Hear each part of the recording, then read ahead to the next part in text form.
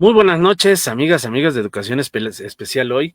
Una disculpa, la tecnología, como siempre, haciéndonos pasar un mal rato, pero ya estamos aquí con Luis Antonio Hernández. ¿Cómo estás, Luis? Buenas noches. Buenas noches, Alfonso, ¿cómo estás? Qué gusto saludarte, emocionado, contento y ya, listo para platicar un Pues mira, poquito.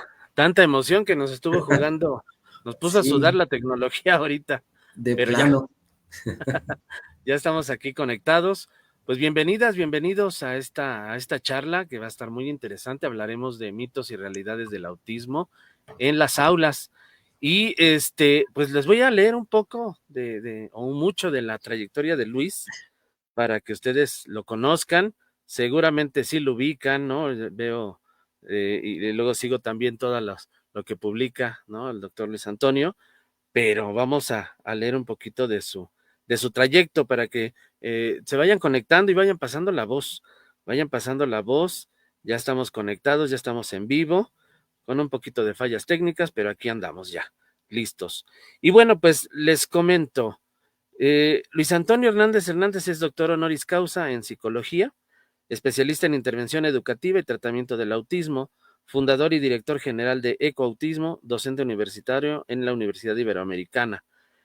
Y bueno, pues es psicólogo, maestro en psicología y especialista, certificado en diagnósticos de autismo, ADR y A22, con más de 18 años de experiencia en intervención clínica, formación profesional e incidencia en políticas públicas, que de hecho es por allí donde lo conocí en persona, ¿no? Ahora que nos vimos en el foro, y fundador de Ecoautismo, institución referente a nivel nacional en atención integral a personas autistas, reconocido por su enfoque ético, científico y transformador en educación, salud mental y derechos humanos.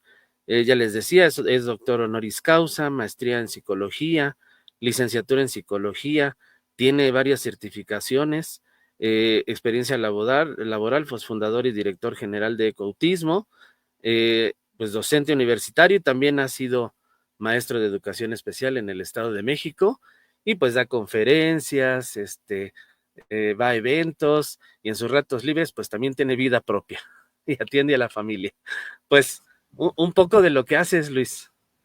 Pues Bienvenido. muchas gracias, Alfonso. Muy contento de poder estar en este espacio tan importante como lo comentábamos en Tras Bambalinas hace algunos días. Emocionado de compartir, de formar parte de uno de estos episodios que ya llevas bastantes y que considero que pues suma mucho para nuestro quehacer. No importa el rol que tengamos, creo que nos ayuda bastante. Pues Sí, emocionado por ello. charla 217 y un gustazo que espero sea la primera de muchas, Claro. ¿no? Que nos puedas acompañar porque lo platicábamos hace unos días que justo la falta de información por muchas vías, ¿no? Decíamos, quienes trabajamos en instituciones públicas, pues esa falta de capacitación, ¿no? La falta de servicios públicos para la atención en este caso, del autismo, pero con muchas discapacidades pasa lo mismo. Y la idea hoy justo es de poder abordar esos mitos, ¿no? Y ayer uno bastante ríspido con lo que nuestro vecino del norte, ¿no? Se comenta.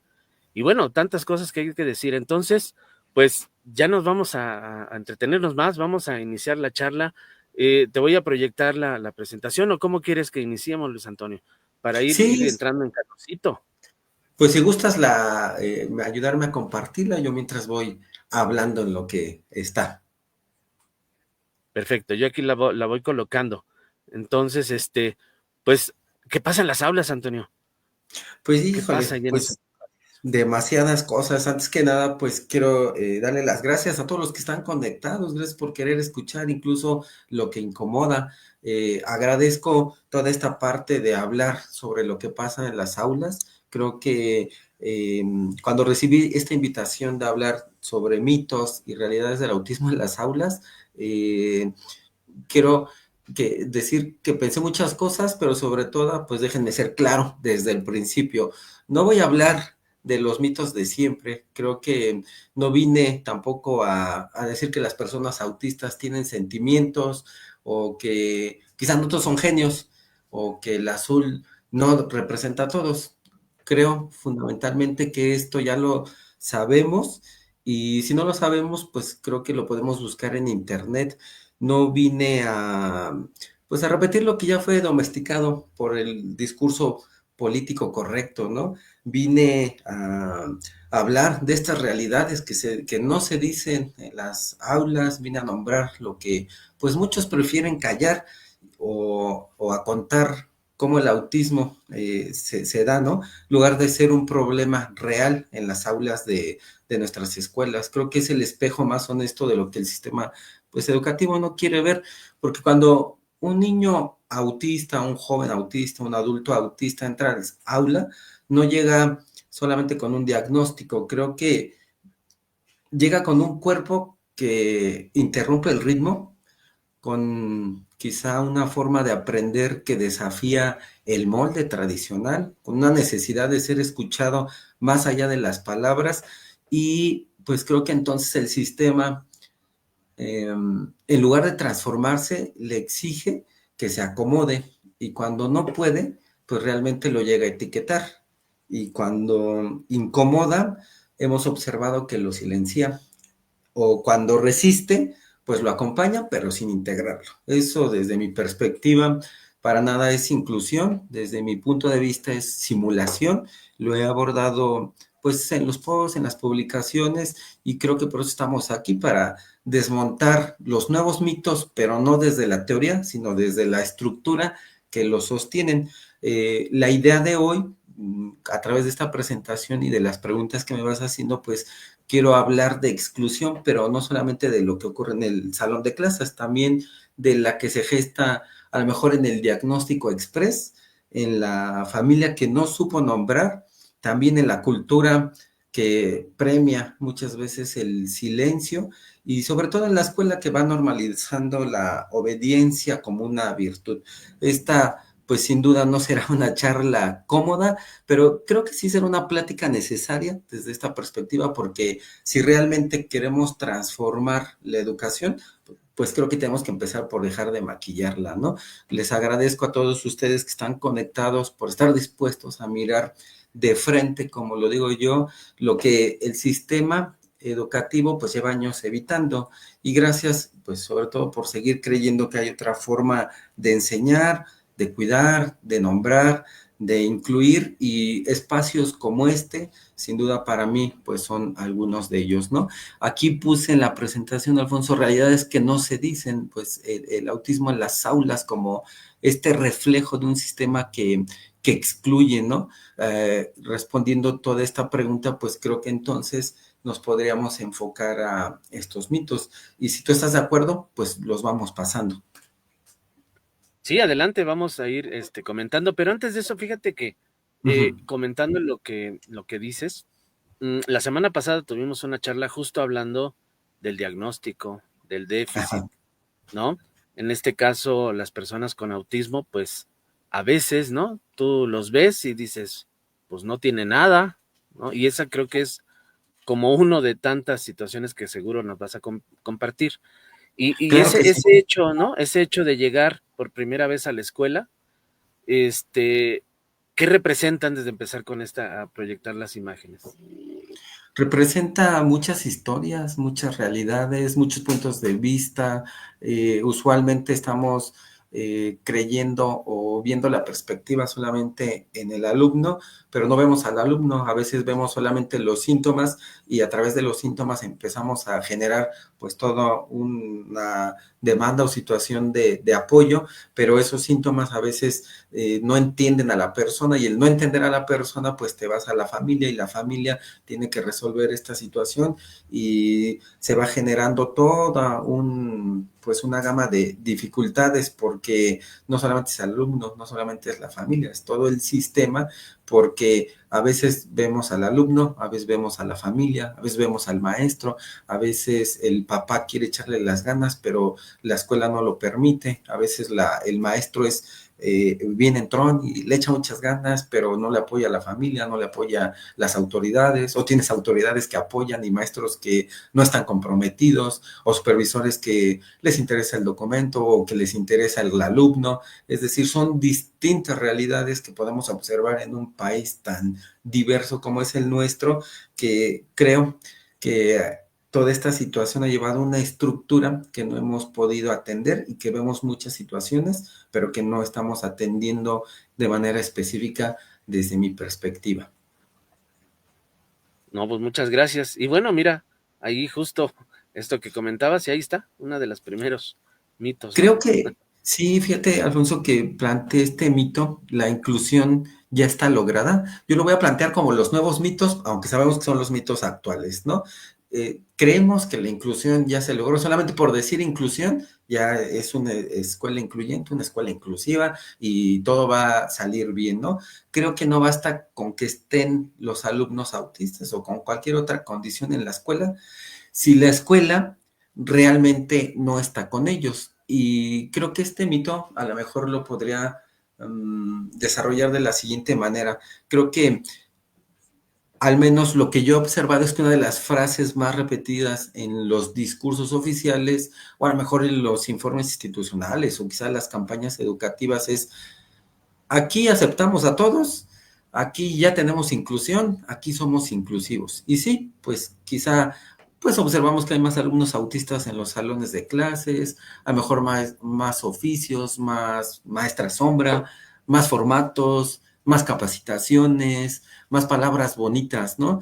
Pero desde mi perspectiva creo que es importante que no confundamos presencia con pertenencia. Es decir, está, pero no pertenece a este grupo, o que confundamos adaptaciones con transformación. Pues genero a lo mejor un ajuste, una adaptación, pero realmente no llegué a transformar toda esta situación de los contextos, ¿no? Porque creo, desde mi perspectiva, que lo que muchas veces llegamos a nombrar como inclusión, pues es una realidad, más bien dicho, es en realidad una simulación estructurada, no porque lo querramos hacer o sea con toda la intención, sino más bien dicho, creo que la misma historia pues nos ha llevado a toda esta parte, ¿no? Yo lo denomino simulclusión, sé que es una palabra que realmente no existe, pero trato de vincular esta parte de simular la inclusión, una simulación que permite al sistema a lo mejor decir que estamos haciendo lo correcto, ¿no? Sin embargo, cuando tú estás del otro lado, cuando eres papá, cuando eres la misma persona autista, pues vemos que se sigue reproduciendo los mismos mecanismos de exclusión de siempre. Solo que pues ahora usamos un lenguaje a lo mejor políticamente correcto, ¿no? Sin embargo, si lo planteamos como pregunta, ¿de verdad podemos hablar de inclusión cuando, no sé, se me ocurre, por ejemplo, se les exige a los alumnos autistas adaptarse a un entorno que nunca fue diseñado para ellos, o se les permite estar en el salón de clases, pero con condiciones, o en la escuela, ¿no?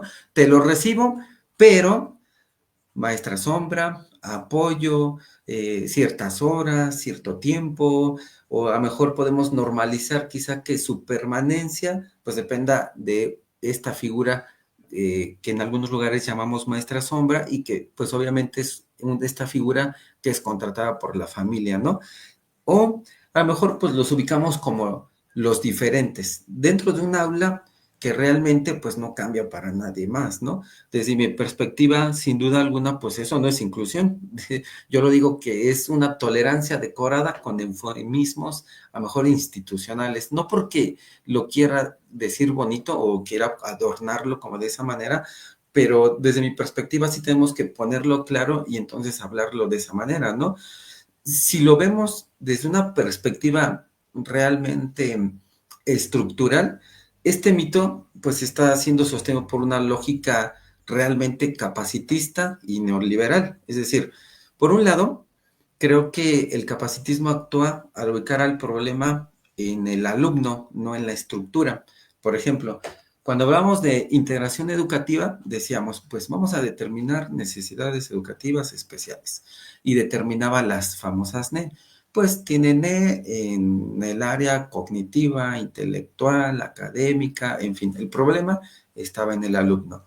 Viene la inclusión educativa y decimos, no, el problema no está en el alumno, está en los contextos. Entonces, pues vamos a ver la inclusión, los momentos de la inclusión, presencia, participación, aprendizaje, pero cada momento pues puede tener distintas barreras para el aprendizaje y la participación, ¿no? Sin embargo, creo que nos hemos quedado ahí porque no hemos ido realmente a la estructura, ¿no?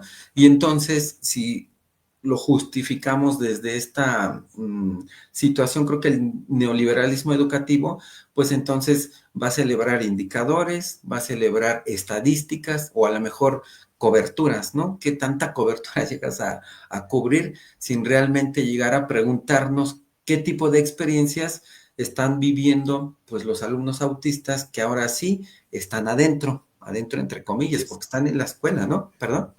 No, y pensaba, Luis, perdón, lo pensé en voz alta, que además le agregaría la falta de reconocimiento de herramientas que tengo como docente, porque justamente, fíjate, hace 2 o 3 ciclos escolares, por ahí nos enviaron un cuestionario para identificar si éramos inclusivos, ¿no? Ajá, Y curiosamente, pues decíamos que sí, total. efectivamente, ¿no? En esa situación, porque entonces el hablar de contextos, pues, es hablar de lo que hago, ¿no? De mi Sí. participación en el aula, y eso, pues no se toca porque me toca, decía un maestro que tenía. Oye, qué padre. Fíjate, y entonces aquí podría vincular esta parte que ya denunciaban autores como Tony Bott, como Mel Ainscough en su Index for Inclusion, ¿no? Una escuela no es inclusiva solamente por tener alumnos con discapacidad, es inclusiva cuando cuestiona esta estructura, cuando cuestiona su cultura, sus prácticas, pero que realmente van en función de todos. Y si somos realistas, pues eso no está ocurriendo en la mayoría de nuestras escuelas. Lo que está predominando, desde mi perspectiva, es una palabra que denomina Daniel Comín, ¿no? Como incrustación. Es decir, el alumno o alumna autista, pues entra pero no tiene que desorganizar el sistema. Lo que se espera es que aprenda a funcionar dentro de este molde, no que el molde se llegue a repensar, ¿no? Ahora bien, antes de pasar al mito 2, ¿por qué lo abordo así? Mi visión, a lo mejor tanto ética como padre, como profesional, desde mi lugar como psicólogo, como director de escuela, como especialista en autismo o como padre, puedo decirlo con claridad y puedo mencionarlo de distintos puntos, ¿no? La inclusión, desde esta perspectiva, no se va a decretar. La inclusión la vamos a construir, pero la tendremos que construir entonces con estructura, la tendremos que construir entonces con recursos, a lo mejor con pensamiento crítico, con tribu. Necesitamos hacer comunidad, pero sobre todo disposición institucional para transformarse. De nada sirve que podamos hacer de manera aislada pues todos los esfuerzos si no tenemos el apoyo institucional, ¿no? Mientras tanto, pues las condiciones, seamos honestos, al menos lo que yo he observado, grupos sobrepoblados, docentes que realmente están sin acompañamiento alguno, materiales que no son adaptados, barreras sensoriales, ausencias metodológicas, no sé, nos pueden ocurrir bastantes ideas, pero a lo que iríamos es a esta cultura escolar que espera que el alumno sea el que tenga que adaptarse a todo, ¿no? Eso para mí no es inclusión, les digo, es incrustación o a lo mejor acomodación forzada. Y lo más grave, estamos llamando logro, algo que apenas es un primer paso, ¿no? Y bueno, vamos con este mito 2. La escuela está diseñada para todos. Eso nos lo han dicho mil veces, repetidas ocasiones, todo el tiempo en la actualidad. Sin embargo, como lo puse aquí, decir que la escuela es para todos cuando fue construida para unos pocos no es inclusión, es cinismo estructural y lo voy a argumentar de la siguiente manera. A veces no solamente es que no lo dicen con palabras, sino que lo sostienen con los actos, se sostiene con las estructuras y se sostiene con silencios, ¿no? Te dicen, aquí todos tienen cabida, o no sé, a lo mejor solamente tenemos que buscar estrategias para que el alumno se adapte. O sabes qué, Luis, sí, lo vamos a recibir con todo gusto, pero ¿sabes qué? Necesita apoyo para poderlo incluir. Y tú dices, ¿en serio? Neta, dicen en mi pueblo, creo que una escuela que no contemplan a lo mejor los sentidos, o a lo mejor que exige obediencia, que sanciona la diferencia, que puede premiar la imitación, realmente es una escuela que está diseñada para todos. Cuando vemos que la realidad es otra, ¿Por qué lo digo así? Porque hemos observado escuelas que pueden ser que estén diseñadas para normalizar y realmente no para diversificar. Por ejemplo, si pensamos en la arquitectura física, o a lo mejor incluso hasta la estructura horaria, ¿no? O la organización jerárquica, o el currículum también puede ser rígido. La evaluación, pensemos cómo es la evaluación para todos los alumnos, las normas, la cultura, cómo se evalúa el esfuerzo individual de cada alumno, el mérito, no sé, todo eso realmente creo desde mi perspectiva que no fue pensado para los alumnos autistas, sin importar la edad o la condición, ni para los niños neurodivergentes, es más, ni para los niños pobres o los niños no productivos, como se llega a decir en otros contextos, ¿no? Decir que la escuela está diseñada para todos es como cuando invitas a alguien a una casa sin rampa, sin entrada, sin plato para que coma y luego que le digas, pues ya está dentro, ¿qué más quiere? O sea, ya le di lugar, ¿no? ¿Cuál es la perspectiva crítica desde esta situación estructural? Creo que este mito, desde mi humilde opinión, pues está sostenido por la ilusión de esta neutralidad educativa, ¿no? Se nos enseñó que la escuela es un espacio objetivo, que es un espacio universal y que la escuela es igual para todos. Pero realmente la verdad es que la escuela pues es tecnología de poder, como diría Foucault, ¿no? Mi pronunciación es malísima, pero a lo que voy es que opera la escuela desde la normalización, es decir, define lo que debe de ser enseñado. Nos dicen, es más, cómo debemos aprender, a qué ritmo lo tienes que hacer, no sé, bajo qué comportamiento y es más, con qué cuerpo presente, ¿no? Tienes que estar de esta manera, en este sentido, pero si tú estás con el cuerpo en otra manera, en otra forma, en otro sentido, pues podemos observar que el niño rompe esta maquinaria, ¿no? No que no pueda, sino porque pone en evidencia lo artificial de la norma y en lugar de que el sistema realmente aprenda a cuestionar, pues va a preferir encapsularlo como con distintas estrategias y una de ellas son las maestras sombra, un horario adaptado o un protocolo de contención. Se me había olvidado como esa parte, ¿no? Tienes un protocolo de contención y un espacio específico, un espacio especial para que él esté dentro, pero no se haga visible. En términos estructurales, el niño autista no fue previsto por el diseño escolar original. Y lo que el sistema hace, pues yo lo podría decir es que no es rediseñarse, sino más bien tratar de incrustarlo. Pensemos cómo se incrusta una pieza que no encaja. Es a la fuerza, con fricción y sin preguntar si realmente pertenece ahí. Para pasar al mito siguiente, mi visión ética de este mito 2 es que el problema no es que los niños autistas lleguen a la escuela, el problema es que la escuela no ha llegado aún a la comprensión del autismo, porque recibir, sin duda alguna, no es integrar, no es incluir. Adaptar tampoco es transformar y acomodar, pues no es incluir. La inclusión verdadera no va a ocurrir cuando el niño autista pues realmente logra toda esta parte de funcionar a pesar de la escuela, porque lo llegan a hacer, ¿no? Ocurre cuando la escuela va a transformarse, pues porque ese niño llegó y esa transformación pues no se logra con un curso de sensibilización, ni con adaptar una actividad artística.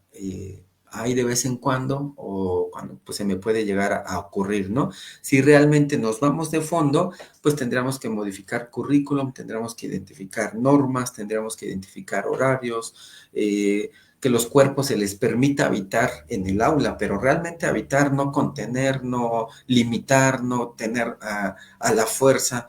Tendríamos que visualizar las formas de enseñar, las formas de evaluar, las formas incluso hasta de convivir. Y mi pregunta es la misma. La escuela no está diseñada para todos. Ese es uno de los mitos actuales potentes hoy, ¿no? El niño no desordena la escuela, creo que la revela, ¿no? Y bueno, nos vamos con el mito 3. El problema está en la conducta del alumno. Creo que ese también es uno de los mitos actuales potentes, ¿no? Llamamos problema de conducta a lo que estamos dispuestos a comprender, Híjole, ¿sabes qué, Luis? Es que pues este alumno interrumpe mucho, bastante, tiene conductas disruptivas, conductas inadecuadas, no, es un problema. Nos cuesta manejarlo en el grupo. Yo tengo 30 niños y pues no me voy a detener en controlar uno porque pues la conducta es tremenda y mejor que se vaya a otro lugar o tú recíbelo en eco, a lo mejor ahí tienes más espacio, ¿no? Lo digo con todo respeto, pero la idea es que quizás no sea solamente este caso, puede presentarse en otros lugares, ¿no? Y realmente, si nos ponemos como en ese análisis, creo que no son frases aisladas, ¿no? Son ecos de un sistema que se resiste a ver. Seguramente como estoy viendo aquí en los comentarios, ¿no? O sea, no solamente soy yo, no solamente es la señora que no lo hace porque no quiere, es que no sabe, seguro indicaciones como lo está poniendo aquí Paula de la Rosa, ¿no? No cumple con los tiempos de cada trabajo y entonces vienen todos los servicios, así como podemos observar lo que nos dice Paola, lo que nos dice Yadira, lo podemos ir identificando pues a lo largo, extenso, ancho y como le querramos decir del Estado, ¿no? Entonces creo que la conducta se convierte entonces en problema y el niño en el portador. ¿Y qué es lo que sigue? Invariablemente el control. Y si se activa esta parte de control, entonces vamos a activar protocolos. ¿Y cuál va a ser uno de esos? Llamar a la maestra sombra o retirar al alumno del grupo, ¿no? Porque no puede estar en este grupo, yo no lo puedo tener, mejor lo llevo al salón de la USAER o lo tengo aquí por 2 horas durante 3 días, eh, o voy a recomendar una evaluación conductual, o voy a aplicar recompensas y castigos. Cuando se porte bien, le voy a dar su recompensa. Cuando se porta mal, castigo y tiene que salir, ¿no? O es más, lo voy a documentar, ¿sabes dónde? En el cuaderno que tengo, que hoy tuve un mal día el alumno, y le voy a pedir al papá que me lo firme, porque aquí voy a tener las evidencias. ¿Te imaginas si tú eres el papá, cómo te sientes con eso? Claro. ¿Te imaginas si eres el alumno, cómo te sientes con eso? Y así, no sé, día con día, lo que vemos que se visibiliza no es la causa, más bien es el síntoma. Y lo que interviene, entonces no va a ser el contexto, sino el cuerpo que se desborda y es todo un problema, ¿no?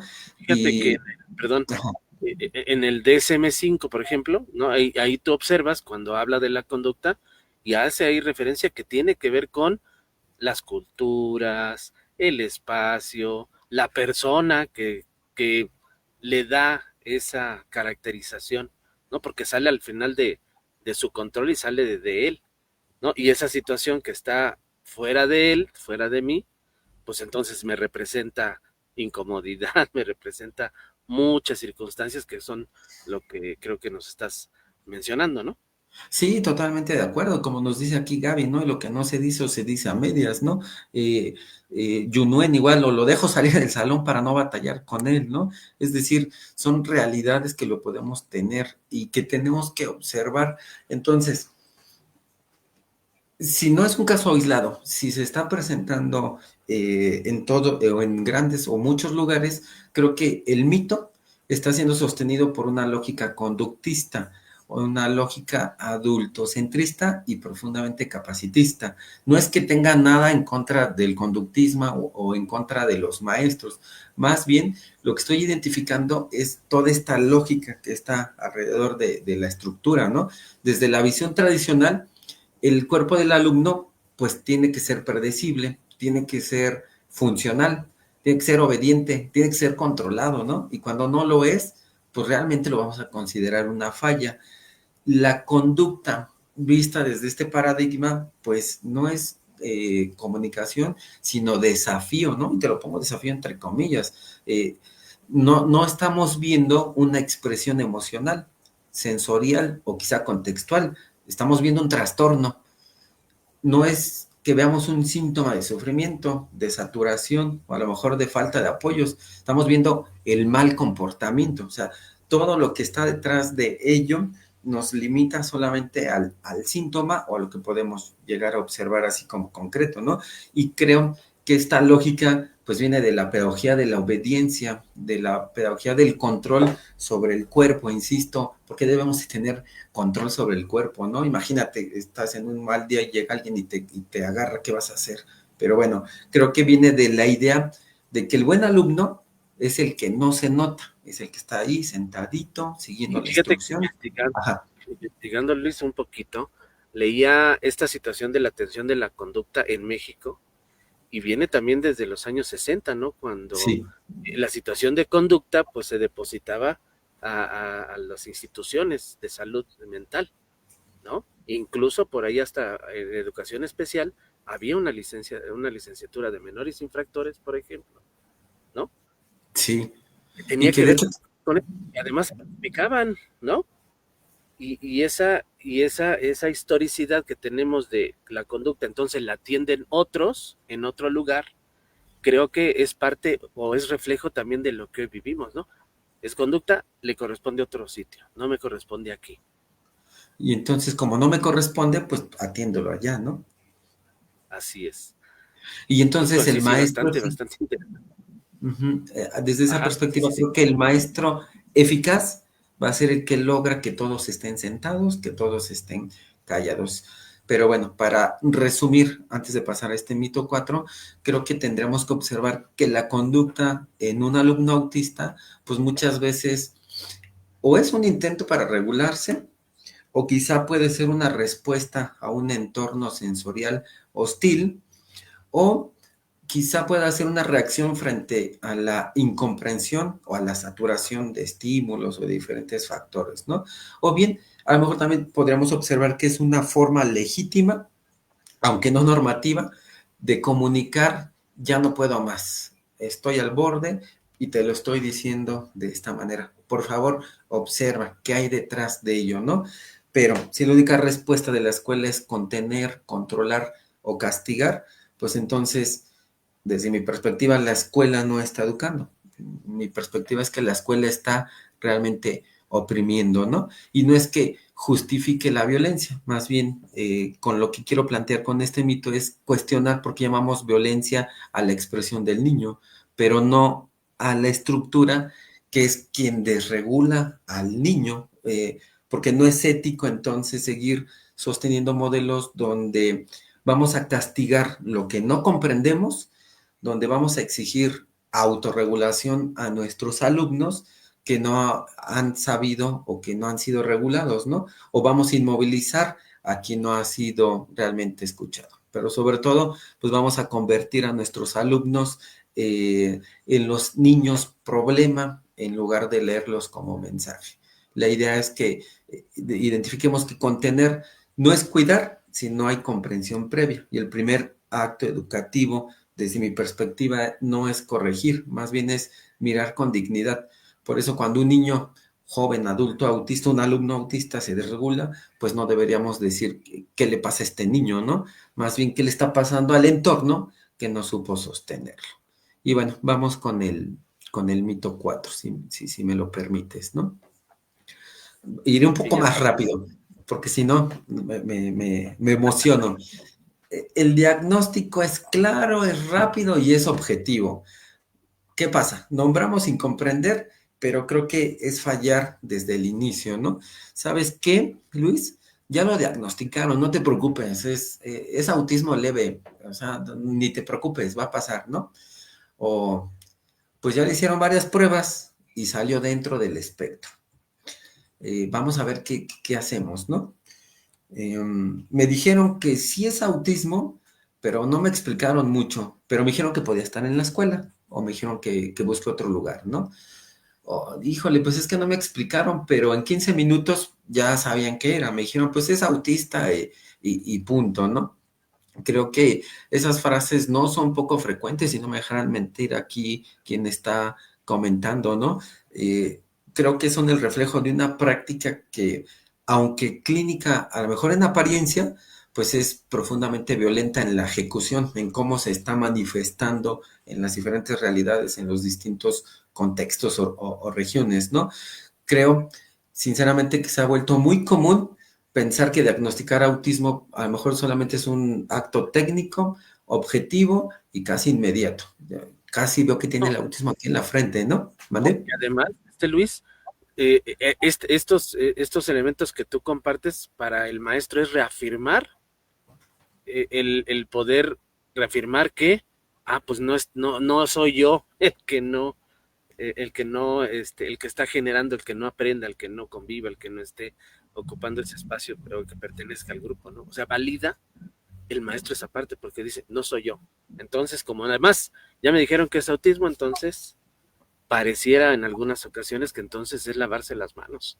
Y eso es bien Sí, complicado, o sea, por más duro que se escuche, pero a veces eso valida, ¿no? Una situación mía, hablando de esto que decíamos, ¿no?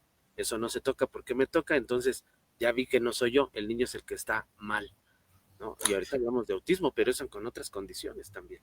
sí, realmente se presenta de esa manera, ¿no? Y entonces este mito, si lo analizamos como de esta perspectiva estructural que trabajo, pues me llevaría a una lógica de productividad neoliberal, pero aplicada a la salud y a la educación. Es decir, ¿tengo más alumnos con diagnóstico? Sí, y entonces eso me tendría que llevar a más acceso a servicios, pero puede ser que los diagnósticos no sean adecuados, ¿no?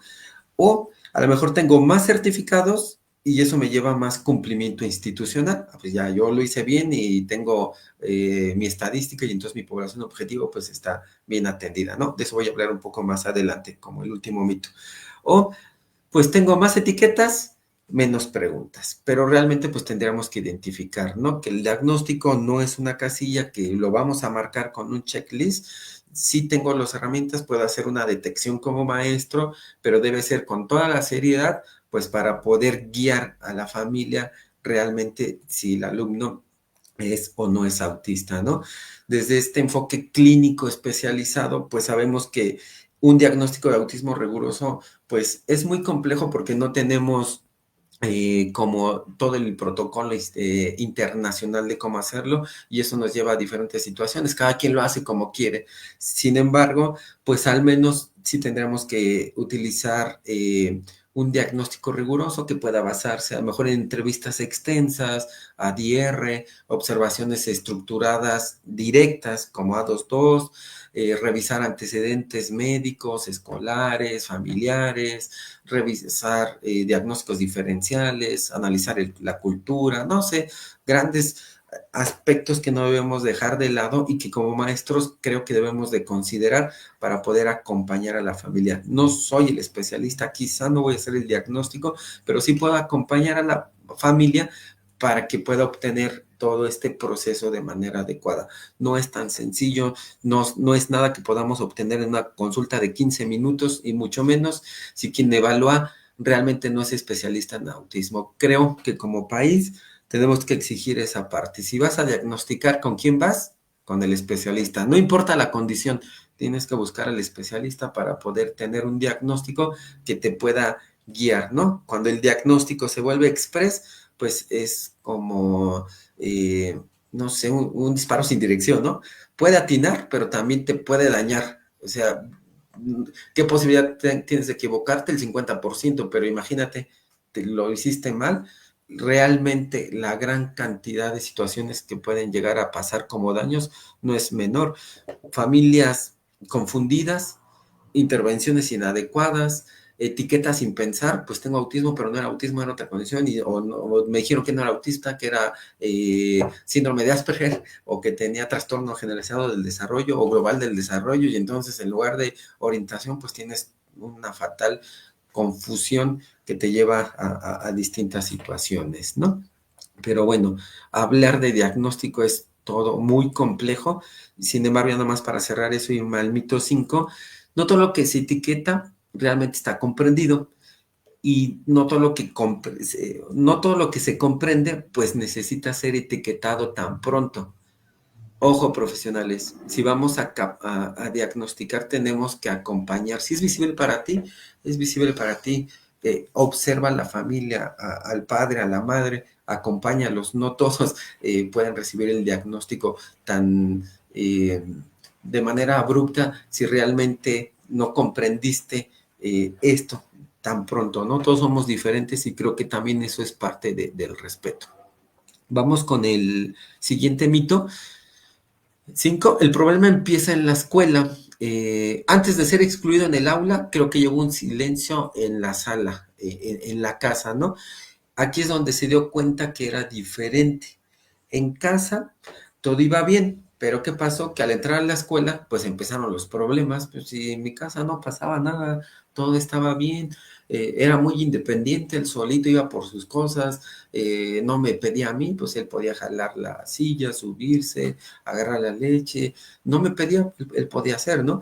La familia lo cuida, pero aquí no encaja, es decir, también tenemos que ver al otro lado, no todo es en la escuela, ¿no? Ni todo critico a la escuela, también tenemos que ver a la familia, porque estamos hablando de toda esta estructura y creo que frases como esas, pues son las que se llegan a decir con frecuencia. Y aunque no siempre se hace de manera malintencionada, pues sí es incompleta, porque supone, por un lado, que la escuela es el primer lugar donde se produjo la exclusión, pero muchas veces lo que observamos es que nada más la escuela reflejó lo que ya había ocurrido antes en el contexto familiar, ¿no? Es decir, de otra manera, la idea de que el niño autista es el problema de la escuela, pues es una manera de exonerar todo lo que no se nombró o no entendimos o no sostuvimos en casa, ¿no? Porque también en casa se corrige lo que no se comprende. Quizá mamá identificó, quizá mamá apoya y da los, no sé, quizá mamá da los apoyos adecuados, pero el demás, el contexto a lo mejor no le ayuda, ¿no? Pues la familia le exige hablar, le exige mirar, le exige responder, le exige participar, le exige controlar el cuerpo, la misma familia premia que el niño esté adaptado y sanciona que sea diferente. Es más, se enseña incluso sin querer que hay formas correctas de ser hijo. Imagínate toda esta situación tan importante, ¿no? Antes de tener la forma correcta de alumno, ya tenemos la forma correcta de hijo, ¿no? Y cuando ese hijo llega a la escuela, pues realmente no viene intacto, ya viene con toda una historia, ya viene con gestos corregidos, ya viene con silencios aprendidos, con un cuerpo que ya supo que no debía incomodar, ¿no? Y solamente pues mencionar como esta parte. Creo que este mito está sostenido por una idea romántica de la familia, ¿no? La familia como refugio, la familia como contención o como lugar seguro, pero la familia como la escuela, pues también es una institución social y cultural y también tenemos que ser claros, va a reproducir el capacitismo, va a reproducir la normalización forzada e incluso la invisibilización del dolor o este adultocentrismo, ¿no?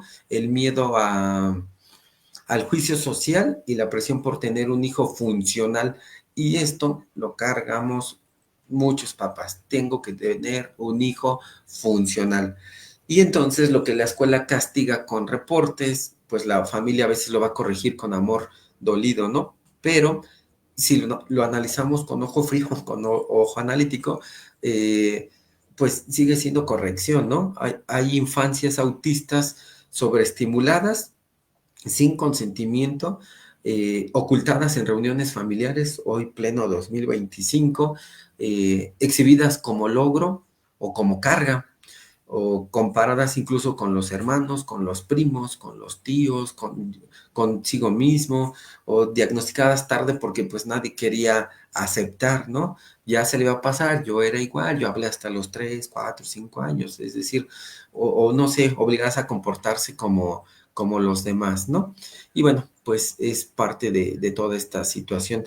Quiero dejar claro que no es que venga o que señale a la familia, más bien lo que quiero decir es que lo que el sistema pues no se atreve, ¿no? La exclusión también se aprende en casa y no porque no hay amor, sino porque hay culpa, hay desinformación, hay miedo, hay presión, hay capacitismo y hay un montón de cosas, como lo que veíamos con lo de del presidente Trump, ¿no?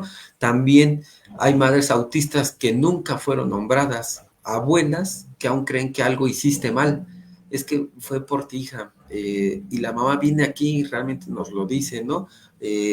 Padres que se sienten fracasados, incluso hermanos que aprendieron a hacerse pequeñitos para no incomodar pues primero mi hermano y luego mi hermano y luego mi hermano y al último yo. Pero la idea es que no estoy tratando de culpar, más bien dicho, estoy tratando de que ampliemos la mirada estructural hacia la familia, porque la inclusión real pues no empezó en la escuela, empezó desde la cultura, empezó desde la familia, empezó desde la comunidad, desde el sistema de salud, desde el mismo lenguaje que usamos y cómo lo usamos y el lugar que le damos a lo distinto desde el primer día que vemos algo diferente, ¿no? Y si no incluimos a la familia en la conversación, pues solamente vamos a cambiar de escenario, pero no vamos a cambiar de guión, vamos a seguir reproduciendo este mismo patrón. Y bueno, Pensaba en la presión social de la familia, de los vecinos, ¿no? De las miradas cuando vas en el auto, en el camión, cuando vas al supermercado y bueno, tantas cosas que habría que ir nombrando. que nombrar, y aquí no puse como mito, pero lo quiero decir, ahorita que dices esto, pensé, nosotros mismos como escuela, como asociación, vivimos esa discriminación. Viene el vecino y me dice, pues están haciendo mucho ruido, ¿no? O aquí no te puedes estacionar porque, pues, estos niños no está permitido. Y tú dices, ¿y por qué tú sí, no? Pero bueno, esa es otra historia. Entonces, eso mismo se va reproduciendo en distintos lugares, ¿no? Vamos con el mito 6. También lo voy a hacer rápido. La maestra sombra es la solución. Si la inclusión depende de que una familia pague el sistema, que lo que el sistema no garantiza, pues entonces desde esta perspectiva no es inclusión, más bien yo lo vería como privatización disfrazada de apoyo, ¿no? Es decir, la figura, esta figura llamada maestra sombra, pues se ha vuelto para muchas escuelas, para pocas escuelas, no voy a decir que muchas, aunque en realidad sean muchas, ¿no? Es desde mi perspectiva una solución cómoda a este problema de no estar estructuralmente preparadas para incluir. Fíjate, lo que estoy diciendo es la estructura es la que no está preparada, el mismo sistema, no nosotros, no toda esta parte, ¿no? En lugar de transformar las condiciones del aula, o de que formemos al personal, a los maestros, a todos, o de que modifiquemos estas prácticas institucionales, pues vamos a externalizar el problema, ¿no? Se le dice a la familia, si quieres que tu hijo esté aquí, pues tráelo con maestra sombra, que esté medicado, que tenga diagnóstico y ya vemos si te lo aceptamos, ¿no? Pero, o sea, realmente seamos honestos, si te lo dijeran a ti, el que estás al otro lado de la pantalla, eh, o sea, ¿qué piensas, no? Váyanlo poniendo aquí en los comentarios, ¿no? Realmente lo que parece apoyo es en realidad esta privatización de la inclusión, ¿no? Porque creo que la escuela la pide, la asociación civil la vende y la familia la paga. Y ahí estamos en ese círculo, ¿no? La escuela la necesita. Yo te doy el servicio de maestra sombra, ¿no? No lo hago con mala intención, obviamente, pues es todo este proceso, ¿no? Y yo la tengo que pagar porque yo soy la familia y entonces estamos en toda esta parte, ¿no? Y así el alumno autista o cualquier otro alumno con cualquier otra condición, pues solamente puede estar en la escuela si su familia tiene el recurso para pagar lo que el sistema no puede ofrecer, ¿no?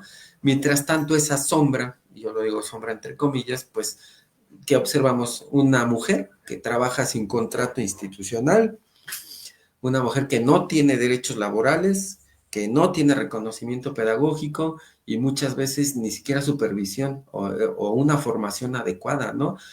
Veamos las distintas realidades. Hay quien sí está profesionalizado al mil, si quieres decirlo así, pero hay quien no. Y entonces, pues desde esta perspectiva, como lo observo, es que este modelo, pues no solamente es inequitativo, es violento desde mi perspectiva en términos de justicia educativa, no sé, laboral, social. ¿Por qué? Porque está reproduciendo una lógica donde la permanencia del alumno pues va a depender de la capacidad económica que tengas como papá o como familia, ¿no? Y la disponibilidad incluso emocional y física de una mujer sin respaldo institucional, porque pregúntale a las maestras sombras lo que implica esta chamba, no es sencillo. Imagínate fletarte, como lo decimos acá, 8, 5, 7, no sé cuántas horas al día, dependiendo cada lugar, no es nada sencillo, es muy complejo. Y mordidas, no sé, miradas. Decíamos hace rato la mirada que tienes del vecino, pues acá la mirada que tienes del otro maestro, del que sí tiene plaza, ¿no? O del director o del otro padre de familia. Es decir, son diferentes situaciones y realidades que creo que sí es importante que los podamos tener, ¿no? Y hasta En mayoría, aquel que no adelante. tiene esa solvencia económica para poder garantizar eso, ¿no? Y entonces, pues la mamá se chuta todo el día en la escuela, el hermano, la tía, ¿no? O sea, alguien tiene que estar ahí para hacer algo que pues no le corresponde, que el Estado tendría que garantizar. Podemos llamar entonces inclusión a este modelo que explota a unas para que otras permanezcan. ¿Cómo lo ves tú? Sí, Podríamos... no, Ajá, perdón. sí, no, no bastante, sí, bastante interesante esta situación, pero pues es lo real que está, ¿no? Pues vamos con el mito 7 para ir cerrando esta parte porque ya vi que me emociono y se hace tarde. Eh, eh, no es mi responsabilidad porque no es mi población objetivo. Y, cuando la escuela, desde mi perspectiva, decide a quién atiende y a quién no, no está incluyendo, más bien está seleccionando. Y eso no es inclusión. Yo lo diría como elitismo institucional. Y discúlpame que lo diga así, ¿no? Pero creo que una de las frases más escuchadas en el ámbito escolar y una de las más peligrosas incluso es cuando dice el maestro, pues ese alumno no es mi responsabilidad. Y a veces lo decimos incluso hasta con tecnicismos, ¿no? Otras, a lo mejor con descendencia, pero siempre, si lo analizamos de fondo, pues es una violencia estructural, ¿no? ¿Qué llegamos a escuchar? Es que no tiene dictamen de discapacidad, no tiene un diagnóstico, es que tiene conducta y eso no me toca a mí, eso le toca a otro, ¿no? Mm, tiene diagnóstico, pero no es discapacidad intelectual. Tiene diagnóstico, pero es un trastorno. Y yo no atiendo un trastorno, yo atiendo una condición o aptitudes sobresalientes, ¿no? Es que tiene aptitudes sobresalientes y eso no entra en USAIR. Digo, esos son ejemplos, ¿no? O ya está canalizado y pues mientras tanto yo no puedo hacer más. Ya canalicé, ya cumplí con mi función y ya. Y así podemos encontrar, no sé, diferentes justificaciones en toda esta situación, ¿no? Sin embargo, creo que cada una de ellas, pues, más, yo lo veo que pretende ser más como una respuesta técnica, pero en realidad, pues es una, ¿cómo lo diría? Una excusa capacitista disfrazada, ¿no? De protocolo. Lo que tengo que hacer, yo ya lo hice y entonces ya no me toca y punto. Cuando sabemos que hay un marco legal que es claro, ¿no? La misma Ley General de Educación, la misma Convención de los Derechos de las Personas con Discapacidad, la nueva escuela mexicana incluso habla de justicia social como principio organizador, ¿no? En fin, podemos decir bastantes situaciones, pero en la práctica, pues muchas escuelas siguen funcionando con un modelo binario, un modelo asistencialista, un modelo excluyente. Solamente puedo atender a aquel que encaja en alguna categoría previamente legitimada por mí y lo demás, pues o se deriva o se posterga o lo ignoramos, ¿no? Y en ese no es mi población objetivo, pues creo que podemos esconder una de las formas más sofisticadas de exclusión, ¿no? La que finge especialización, pero en realidad pues está segmentando para excluir. No sé si vas a decir algo, ¿No? perdón. Mencionaba que incluso normalizador, ¿no? También. Sí, O sea, definitiva. llévenselo allá y ya que esté bien, entonces ya me lo traen al aula, ¿no? Y entonces, ¿cómo podemos construir inclusión si primero seleccionamos a quién incluir? No, y si no está, además. No puedo hablar de diversidad si exijo un diagnóstico, ¿no? O no sé, no puedo hablar de derechos si hay que encajar para merecerlos. Sí, es Y bueno, bastante complejo todo esto que nos mencionas. Hay bastantes comentarios, Luis Antonio, con relación a todo esto que nos compartes. Pero aquí bueno, los estoy viendo y los sí, estoy sí, checando. Voy a cerrar con esta sí, frase. Eh, como lo dijimos, como lo referí al principio, ¿no? No vine a contar los mitos que ya sabemos, vine a ponerle nombre a lo que casi nadie se atreve a nombrar, aunque ya lo sabemos, ¿no? Creo que hablar de autismo en las aulas, no solamente hablar de adaptación, es solamente hablar de conducta o de recursos o métodos. Creo que es hablar de estructuras que no están listas hoy, 2025, de hablar de sistemas que simulan transformar sin transformarse por sí mismos, ¿no? Es hablar de infancias que resisten todos los días, todos los días, todos los días, sin que nadie se pregunte qué le estamos exigiendo a cambio. Quiero hoy con esta charla pues desmontar estos 7 mitos.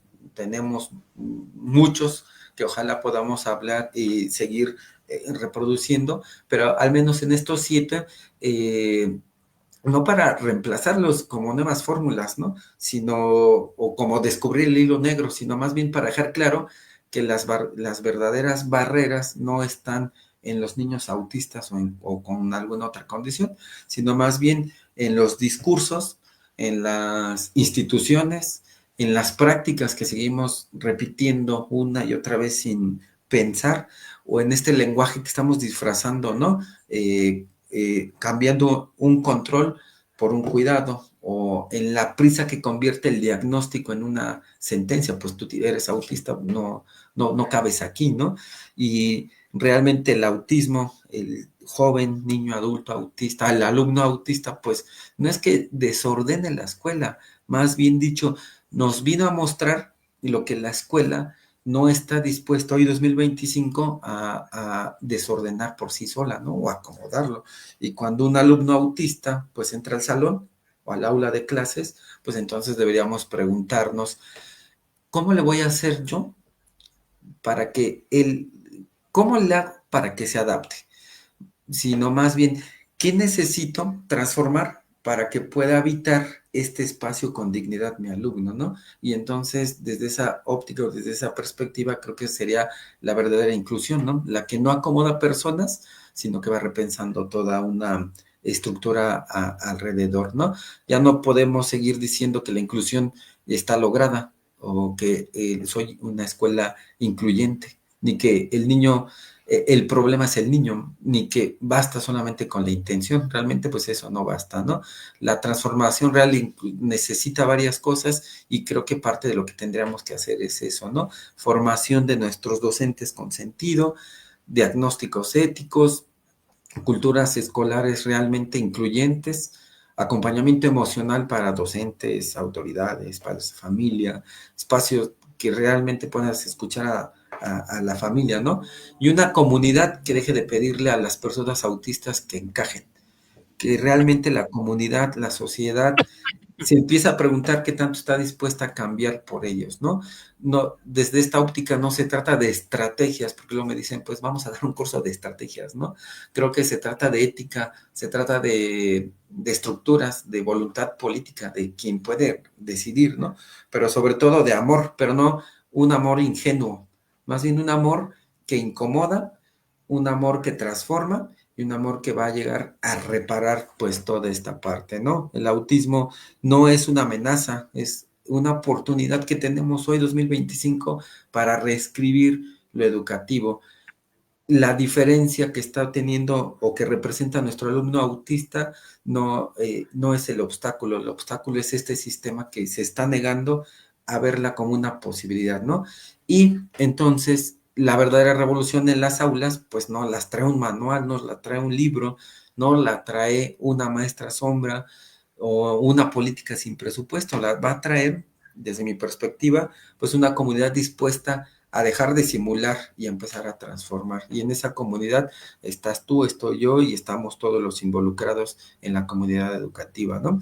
No deseo una escuela que incluya, a pesar del autismo, como estaba en la frase, deseo una escuela que se transforme, pero realmente por su causa, porque estamos aquí, la vamos a transformar. Es parte de lo que quería compartir como en estos mitos. Obviamente, pues tenemos muchos. Discúlpame que empiezo a hablar y que me tiendo, pero la idea es como no perder este hilo.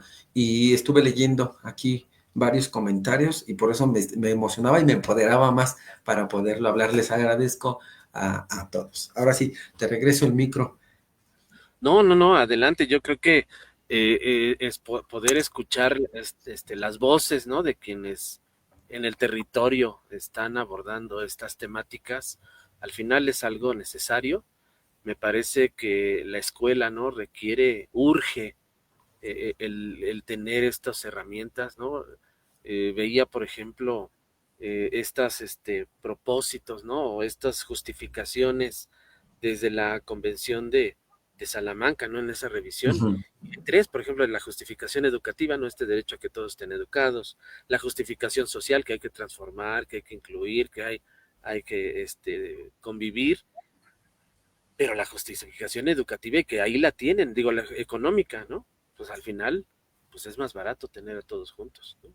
Sí, Y esa responsabilidad del Estado por los servicios, ¿no? O sea, vemos, y lo escuchábamos ahora en el foro, Luis, ¿no? O sea, toda la situación de los diagnósticos, esa falta de esta intervención, este diagnóstico temprano, ¿no? Que lo tendría que otorgar los servicios de salud y que están colapsados porque no hay, ¿no? Y que, bueno, pues salen muchas instituciones, ¿no? Como la tuya, pues a hacer, a hacer el paro, ¿no? A las familias como parte de esa otra situación, pero pues también le dejan un gran paquete a la escuela, ¿no? Y entonces, pues como todos tienen que estar ahí y todos tienen que aprender igual y las mismas autoridades te piden lo mismo para todos. Y eso, pues también obliga al docente, a veces tiene buenas intenciones, pero pues también lo lleva a cumplir, ¿no? Con lo que el Estado está exigiendo, ¿no? El mismo sistema educativo demanda y eso, híjole, es muy, muy complicado, pero algo tenemos que hacer, Luis. pienso que algo ya se está haciendo, espacios como el tuyo son muy valiosos porque nos permite que más personas nos escuchen, nos permite escuchar a más personas. He estado escuchando varios de los episodios que tienes y verdaderamente, o sea, el aprendizaje importante que nos puede dejar para podernos transformar creo que puede ayudar mucho, ¿no? Pienso en ciudadanos incluyendo para ciudadanos, ¿no? O sea, no importa el rol, la función, el lugar donde estés, realmente somos ciudadanos y si puedo cambiar algo para modificar esta inclusión real, pues creo que desde ahí depende, ¿no? Y no le dejo la carga a la asociación civil, a la institución de asistencia, a la escuela, al gobierno, es decir, es de todos y todos tendríamos que hacer algo desde el lugar donde estamos. No, y no tener miedo, creo que también, Luis, porque como docentes también reconocer esas dificultades que tenemos, ¿no? O la falta de herramientas con las que no contamos. Y por un lado, exigirlas y también buscarlas, porque no podemos quedarnos cruzados, porque estos niñas y niños que están en la escuela requieren una intervención pedagógica, requieren una intervención ahí, porque además es un derecho, no es un privilegio, no es una situación, bueno, más bien es una situación de justicia, ¿no? También de merecer. Entonces, creo que eso nos tendría que llevar a un análisis como escuela, como docente, qué herramientas me faltan y además también buscar otros apoyos, porque hasta parecía que estamos peleados de educación especial con la escuela regular, la Ajá, educación. y con la familia. O, Esta es la lectura de la realidad. Aquí la tenemos, ¿no? Es decir, ¿qué más necesitas? Aquí la tenemos. Así. ¿no? O con las instituciones, ¿no? O sea, esa desvinculación hasta con todos los ejemplos que tú nos ponías, ¿no? Ah, bueno, pues, pues ya va a estar contigo, pues ya me lo mandas arreglado y ya que no me genere dificultades acá, ¿no? Entonces creo que sí nos hace falta mucho trabajo colaborativo también, realmente hacer un análisis de nuestras prácticas en la escuela, creo que eso es muy necesario. Estamos en buen tiempo, ahorita están en ese diagnóstico socioeducativo. Yo creo que es momento de poder hablar de esas necesidades que como escuela tenemos para sostener a los alumnos en la escuela y no sostenerlos nada más para que terminen, ¿no? Se vayan de preescolar a primaria y ahí, porque Exacto. muchos sí se van, sino que también se lleven algo o prepararlos para qué, ¿no? Creo que tenemos que dejar de pensar en una escuela que prepara para un nivel profesional. Creo que sí tenemos que buscar que todos tengan habilidades, no nada más lo que les logre, que bueno, pero pues esas habilidades está para la vida, ¿no? Definitivamente, ¿no? Y que la realidad está ahí y no dista mucho de otras realidades. Y si lo observamos, podremos hacer un cambio realmente importante, ¿no? Por aquí vi un par de preguntas que Ujú. sería bueno que a ver si se podría contestar, nada más déjame lo ubico porque ya hay muchos comentarios bastante interesantes, pero Claro, vi en particular un par de preguntas, a lo mejor tú también mientras, las... mientras las ves, parte de esto quiero retomar esta parte de las competencias para la vida, ¿no? Parte de lo que hacemos en ecoautismo es eso, es decir, tengo que pensar en un chico autista que está conmigo por este momento, pero que puedo hacer por él a futuro, ¿no? No importa que esté conmigo con la asociación vecina o con la escuela vecina, realmente es un niño joven, adulto, que tendrá que ir desarrollando todo esto y que al recordar el paso por todos los lugares, pues que realmente sea de beneficio, ¿no? Dejar estos egos, dejar esta situación que nada ayuda a la comunidad autista, ¿no? Dejar estos subgrupos que de pronto también tampoco nada benefician en toda esta situación. Y mira, ya la encontré, aquí está una de las que me llamaron la atención. Dice, pero entonces, ¿qué hago cuando también tengo alumnos que reclaman que no pueden escuchar? Y yo supongo que cuando pues hay algún compañero que entra en alguna crisis, se no pueden concentrarse en sus actividades o que les molesta, no poder trabajar en el aula ante las peticiones de los otros. Definitivamente es muy complejo, yo mismo estuve en el grupo y es difícil, ¿no? Tú dices, tienes 30 alumnos con condiciones, características, estilos, ritmos distintos y lo que quieres, y es muy complejo, ¿no? Sin embargo, ¿qué puedo hacer? Obviamente, pues puedo sugerir muchas situaciones, pero a lo mejor pienso lo primero, amor, y no lo digo como en esta parte romántica, ¿no? Sino en esta parte de hacer con verdadera pasión mi vocación, porque no lo voy a sufrir y entonces en hacer toda esa situación me voy a poder formar en metodologías específicas de referencia para la educación inclusiva, método Teach, diseño universal para el aprendizaje, métodos cualquiera que te pueda ayudar al aprendizaje basado en proyectos, aprendizaje basado en diferentes circunstancias que te permiten entender, modificar tu forma de enseñanza para atender a todo el grupo, no necesariamente de manera específica como se veía antes, ¿no? Él es el del problema, a él lo voy a atender, sino mirar esta situación contextual que me va a permitir atenderlo, ¿no? Y en esta lectura de las realidades, pues no es solamente mi responsabilidad, también le corresponderá a cada uno de todos los involucrados hacer lo que le toca, ¿no? Al mismo director, al mismo supervisor, gestionar los cursos, a las actividades, proveer de las condiciones físicas del aula, los materiales, la misma sociedad de padres de familia, apoyar, es decir, somos todo un equipo que no trabajamos en equipo, que solamente dejamos la responsabilidad en el papá, en el alumno, o en el maestro, o en el director, o en el supervisor, o en la subdirección, o en lo que quieras, y no nos vemos realmente como una tribu o como una comunidad. No, y además yo pensaba también en poder generar una cultura diferente en los niños, ¿no? O sea, hablando de esta parte, pues sí, es como si voy en el metro y hay mucho bullicio y a poco también no me frustro y entonces voy golpeando a todos, ¿no? Creo que también es parte de eso, es Sí, parte sí, de tú, la realidad donde estamos. Entonces también tendríamos que pues sensibilizar y cambiar la cultura de los propios niños para aceptar las situaciones que se presentan en el aula. y se relaciona con lo que decíamos, la exclusión no empezó en la escuela, no empezó en el aula, también empezó en la familia y de ahí se va reproduciendo toda esta parte. Si le enseñas a tu hijo a convivir, a trabajar, entender la diversidad, no es necesario que estemos trabajando de manera aislada, es todo una estructura que no solamente depende de la escuela, depende de la sociedad, depende de la cultura y depende de muchas variables o factores, ¿no? Y mira, aquí está otra que por aquí nos hacen, que dice entonces de manera específica, ¿cómo podemos sensibilizar a docentes y familias respecto a esta aceptación de la neurodivergencia? La diversidad existe, sin embargo, parece una utopía la inclusión. La simulclusión, digo yo. ¿Cómo podemos hacerlo? De mil maneras, cada lugar, cada contexto es diferente, cada realidad es muy distinta, sin embargo, no es tan diferente lo que podemos llegar a hacer. Si soy un maestro y estoy trabajando aquí, lo mínimo que tengo que hacer es por vocación, entender, atender y buscar la forma de poderlo hacer. Yo voy a ver a mi alumno como todos los demás alumnos. ¿Por qué tengo que hacer una diferencia? ¿Por qué tendría que ver esto? ¿Qué me está representando a mí la diferencia que yo mismo estoy excluyendo? Digo, si lo veo como maestro, ¿no? Pero si lo veo en todo el contexto, en toda la estructura, híjole, podemos hacer muchas cosas. No, y además yo pensaba, que las figuras directivas también tienen un papel importante ahí, ¿no? Poner un alto ante situaciones que ven de injusticias que se están generando por las propias figuras en las aulas. Y esa parte a veces, por no quedar mal, por no hacer otro tipo de situaciones, pues evadimos. Y yo creo que también es eso, ¿no? Como autoridad también poner el límite, como compañero, avisarle al otro, oye, pues abusado, porque pues también es estas condiciones que estás haciendo, estas actitudes que tienes, pues además hoy sí están teniendo repercusiones, ¿no? ¿No? Y ahí no nos vamos a meter porque algunas podrán ser reales, otras no, pero hay de fondo cosas que hacemos que sí merecen ser transformadas. Sí, a aplicarlo y entenderlo y acompañarnos, ¿no?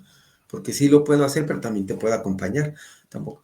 Son distintas realidades, entonces sí sería pertinente ir observando cómo se va manejando en cada uno de los contextos para poder acompañar al equipo en conjunto, ¿no? Y, y para ir cerrando, fíjate que me recordé ahora que estuve en el camp, que pues ahí había ardillas en ese espacio, ¿no? Yo les decía a los maestros, pues si quieres vete unos 10 minutos a corretear ardillas y yo aquí estoy en el grupo, ¿no? Apoyándote, porque también es esa parte. Creo que esto de hacer tribu, de hacer comunidad dentro de las escuelas, cuando tenemos una sobrecarga de alumnos, que a veces pudiera ser, pues también nosotros tenemos la oportunidad de ayudarnos, ¿no? Aquel niño que se sale constantemente del aula, pues somos todo un equipo que tiene que estar al pendiente de ese niño, ¿no?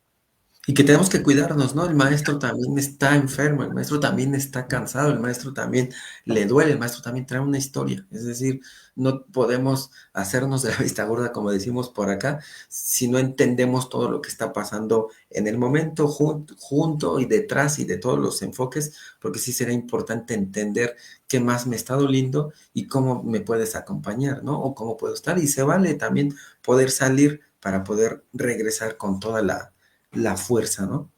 Claro. Y bueno, pues ahí está. Creo que hoy se logra el cometido, hablar de esto de frente, sí ponerle nombre, sí visibilizarlo, ¿no? Porque si no lo visibilizamos, entonces no existe. Y eso es importante también, ¿no? Hacerlo visible, exigir lo que tengamos que exigir y también transformar lo que tengamos que transformar. Y hacer un análisis de nuestras prácticas también como maestros, como personas frente a esas realidades. Porque al final también es eso, ¿no? Todas esas experiencias que yo traigo, ¿no? Luego, cuando voy a luego con los alumnos de formación, les digo, al final también no es lo mismo haber convivido en una aula, tener una familia, en la familia, alguna persona con condición que no tenerla, ¿no? Eso te pone a veces en otro lugar. En otra perspectiva, definitivamente, Entonces yo creo que definitivamente. todo eso lo tenemos que ir abordando. Y bueno, pues creo que va a ser la primera de muchas, Luis. Con mucho gusto, pues no me resta más que agradecerte, agradecerles a todos los que están conectados, la gran interacción que tuvieron. Ojalá nos dé tiempo de poder Vamos a ir ver teniendo. toda esta situación y de seguir incrementando. Felicitarte por todo este trabajo que estás haciendo. Es muy importante, de verdad, que formar parte de lo que tú estás haciendo, de lo que ustedes están haciendo como asociación civil, pues para mí es un honor poder coincidir con ustedes en este gran espacio. Pues mira, ya está firmado que va a seguir con nosotros Yo Luis, vengo. ya aquí lo dijo con ustedes. Y bueno, Luis, un gusto de haber coincidido, ¿no? Y pues ya, como dijimos, va a ser primera de varias que podamos estar. Vamos a revisar los comentarios de todas. Gracias, compartan para que llegue esta información a más personas. Y bueno, ya aquí veremos qué otra programa podemos sacar con relación a estas dudas, estos cuestionamientos, a estas reflexiones que nos hicieron llegar y nos ponemos de acuerdo con Luis para ver cómo lo podemos ir trabajando. Y bueno, pues, ¿con qué nos despedimos hoy, Luis? Pues nos despedimos con que sí podemos, con que vienen más pláticas. Tenemos que hacer visible lo que ya es visible, pero que no se nombre. Y si no se nombra, no lo vamos a cambiar. Tenemos que cambiarlo y aquí lo tenemos. La lectura de la realidad está más que visible y no dista mucho de las realidades de los demás. Hagamos equipo, hagamos tribu, apoyémonos entre todo y más que un discurso, es una realidad de un papá que quiere cambiar pues la vida de sus hijos. Les agradezco a todos la participación, y a nombre, y no solamente no estoy solo ni vine solo, vengo con la representación pues de mis hijos, de mi familia, de mis pacientes, de mis alumnos, que queremos pues que todo esto vaya cambiando, y si cambia para nosotros va a cambiar para todos los demás. Les ¿Cómo mando se un fuerte pueden abrazo. acercar, cómo se pueden acercar con ustedes en Ecoautismo?